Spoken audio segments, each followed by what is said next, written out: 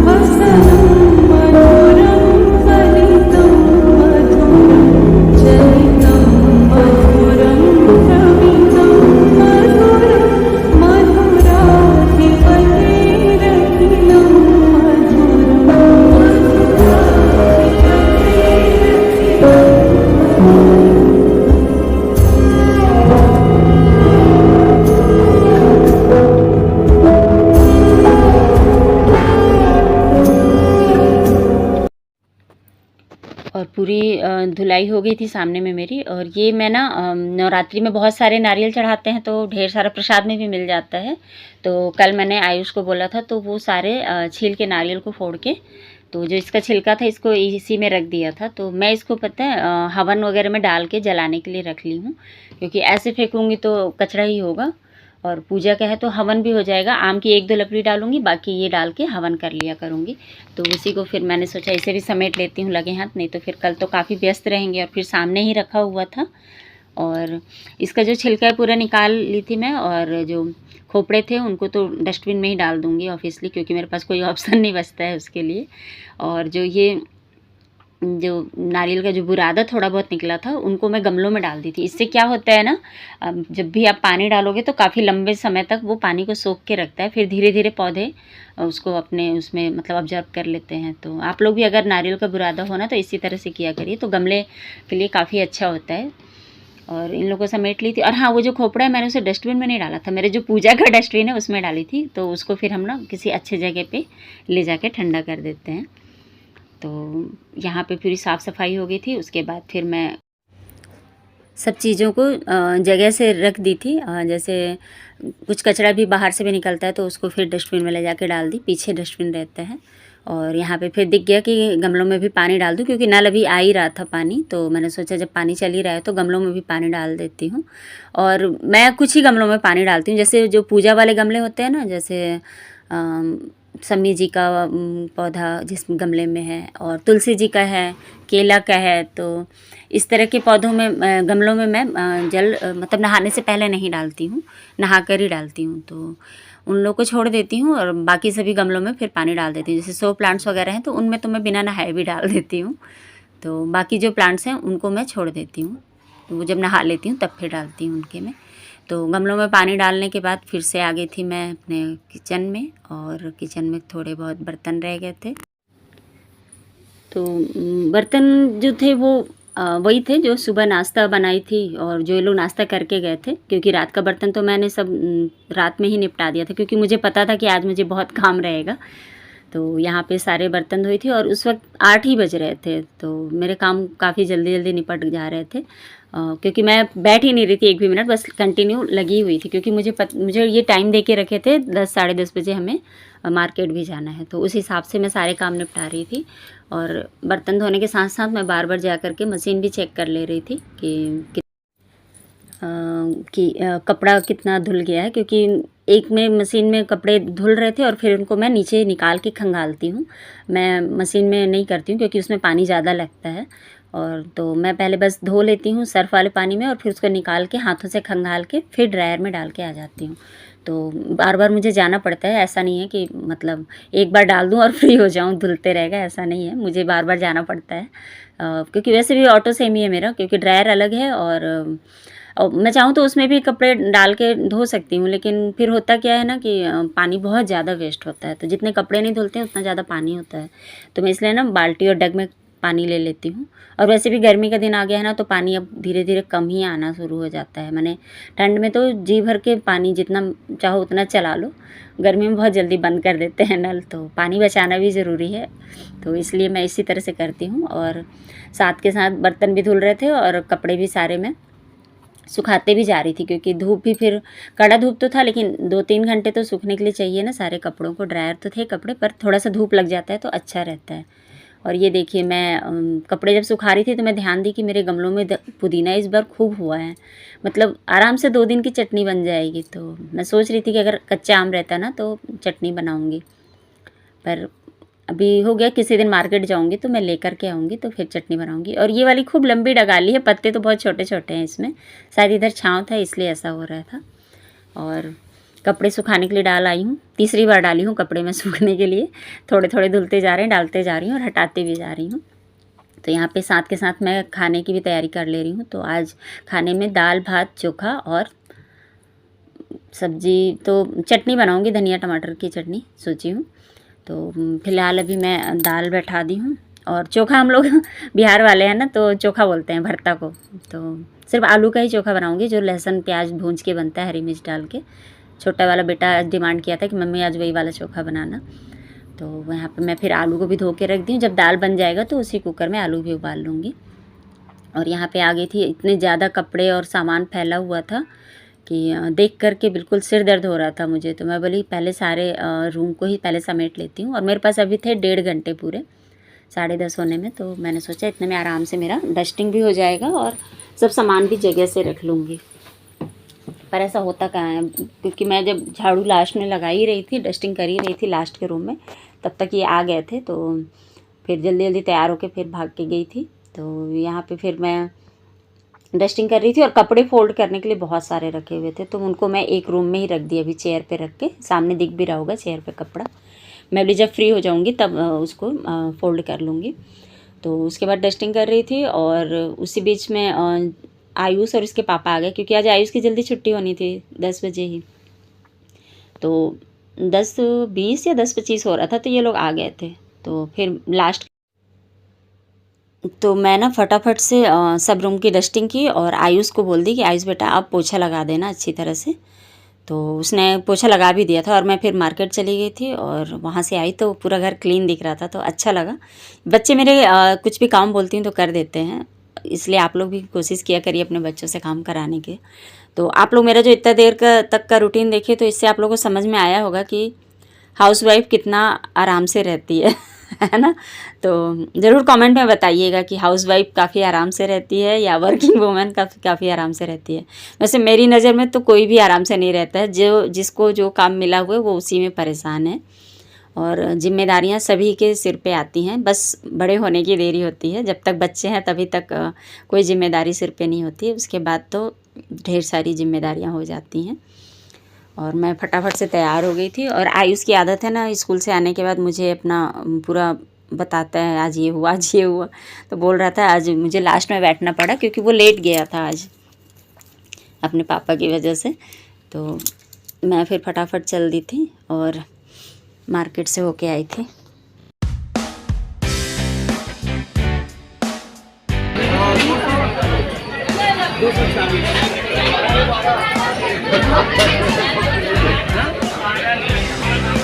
ये होगा 400, ये 240 हुआ।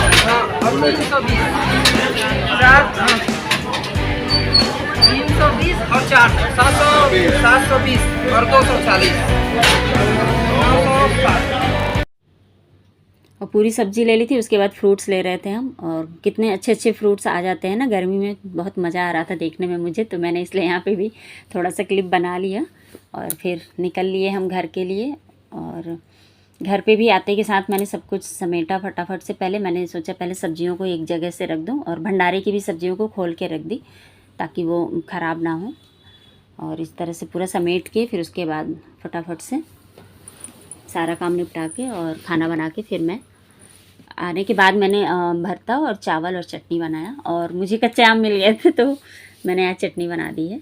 तो चलिए आज आप लोग के साथ उसकी भी रेसिपी शेयर करती हूँ। और मम्मी भी मेरी हेल्प करा रही थी यहाँ पे, तो मैंने उनका भी वीडियो शूट कर लिया। हेलो फ्रेंड्स, सुबह से आज फुर्सत नहीं मिली और अभी बज गए हैं 2 और अभी भी व्यस्त ही हूँ। चटनी बनाना है मुझे। अभी पुदीना दिखाई थी ना, तो मैं अभी जब मार्केट गई थी हनुमान जी के लिए शॉपिंग करने गए थे जो भंडारे का, तो वहाँ मुझे कच्चा आम भी दिख गया। तो मैं बोली आज तो पुदीने की चटनी बना ही देती हूँ। और मेरा तो है आज पूर्णिमा का व्रत, तो आयुष, छोटू और उसके पापा खाएंगे बस चटनी। मैं नेक्स्ट डे बना लेंगे, कल तो भंडारा ही रहेगा तो परसों बन जाएगा। तो आप लोग भी ज़रूर भंडारे में आइएगा। और अभी तो एडिट करना है मुझे, पता नहीं कब डालूंगी वीडियो, कुछ पता नहीं है। देखती हूँ डाल भी पाती हूँ आज या कल डलेगा, जैसा भी हो। और सारे काम हो गए हैं। और हाँ, लाइफ सिर्फ कहते हैं ना वर्किंग वूमेन बहुत ही बिजी होती है, ऐसा नहीं है, हाउस वाइफ भी बहुत बिजी होती है। और आज आप लोगों को मैं वही दिखाने की कोशिश कर रही थी कि सुबह 6 बजे से उठी हूँ मैं, जिसमें कि मैंने रात में कितनी सारी प्रिपरेशन कर लेती हूँ। सब्जी काट के रख देती हूँ। अच्छा हाँ, मुझे एक ट्रिक दिखा, भिंडी को आप भी पहले से कट करके रख दीजिए तो फ्रिज में, तो वो जब उसकी भुजिया हम बनाते हैं ना तो वो चिपचिपा नहीं बनता है, बहुत ही अच्छा बनता है। तो आप लोग भी ऐसे ट्राई करिएगा। तो चलिए फिर बना लेते हैं पुदीने की चटनी और आप लोग के साथ भी इसकी रेसिपी शेयर करती हूँ मैं। तो कच्चे आम की चटनी बहुत तरह से बनती है, तो यहाँ पे मैं भी सिर्फ सिंपल सा बना रही हूँ। हरी मिर्च डालूँगी और पुदीना डाल दूँगी 1 मुट्ठी, वही जो मैंने तोड़ के रखा था। और ये कच्चे आम बस 1 लिया है मैंने, बड़ा सा था पीस। और अभी 50 रुपये किलो चल रहा है कच्चा आम, लेकिन फिर भी मैं 1 किलो ले आई हूँ। अभी और भी कुछ उसके डिश बनाऊँगी तो आप लोग को दिखाऊँगी। और यहाँ नमक डाल देंगे, थोड़ा सा पानी डाल देंगे, बस ग्राइंड कर लेंगे और चटनी हो जाती है रेडी। और इतना यम्मी बनता है कि इसको आप आलू पराठे के साथ खाइए या सादे पराठे के साथ या दाल चावल के साथ, मस्त लगता है। हम तो ज़्यादातर हम लोग वैसे दाल चावल के ही साथ खाते हैं। और चैनल पे अगर नए हैं तो चैनल को सब्सक्राइब कर लीजिए और वीडियो को लाइक करना मत भूलिएगा। फिर मिलूँगी नए वीडियो में, तब तक के लिए बाय बाय दोस्तों।